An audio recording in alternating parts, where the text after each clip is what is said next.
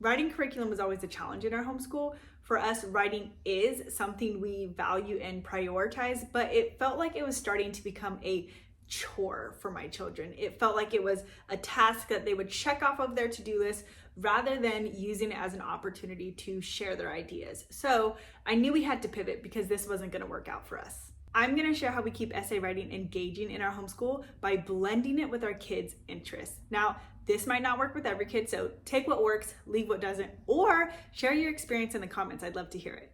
A writing curriculum that I really liked was Write Reflections. It came with parent guides, sample essays, PowerPoints, and clear principles. It's based off of the spiral method. So it's this concept that you reintroduce these concepts to the kids over and over and over versus just teaching them once and then moving on from there. The lessons include thinking warm-ups, grammar, vocabulary, and it gave me a clear framework for teaching essay writing. Both of my sons caught on fairly quickly. The only problem is that the topics just weren't engaging enough for my kids. So instead of throwing the curriculum out, I took what worked and replaced what didn't. The first step was really just creating writing prompts based off of my kids' interests. So this might look like a field trip we've just gone to and enjoyed, books that they're interested in, hobbies they're involved in, or questions they've asked that I can see an opportunity to go deeper into. So the structure stays the same, the topic just changes. This week, our field trip was the California Academy of Sciences. So what I did, I just turned that experience into an essay prompt. So let me show you what that looks like.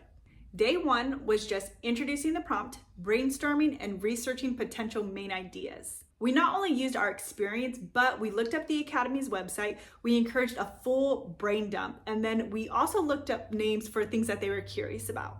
Day two is all about details and organization. We used a web style outline. This is similar to what Write Reflection teaches, but it's this concept of being able to connect ideas before actually writing. Day three is the actual writing process using the outline as a guide. On this day, I don't offer any corrections. That comes at a later point in this time. I really want them to get into a writing flow and not be stuck about writing correctly and accurate the first time around. So if they do get stuck, I do offer them some questions that might point them in the right directions, but ultimately I'm just there as a sounding board for them. Day four focuses on editing because every good writer is a better editor. Now, day four is where I do chime in. So the first read through, we're looking for grammar, punctuation, spelling, capitalization, that type of thing.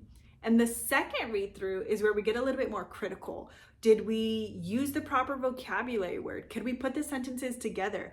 Are we missing another detail to help strengthen our argument? Stuff like that. And it really is conversation based. I don't want to change the entire essay, but I do want to challenge them to think about why they chose to write a sentence a certain way.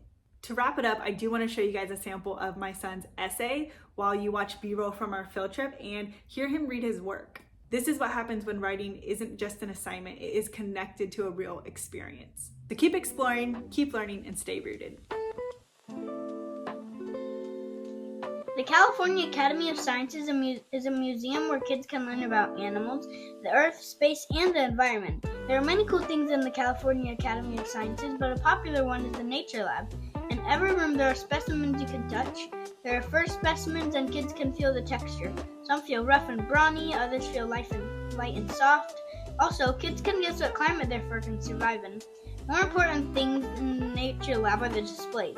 They are all at eye level so younger kids can see. Another way people and kids can study about animals is the California Academy of Sciences website. Some people study animals on the website. They can learn about habitats and creatures like tree frogs.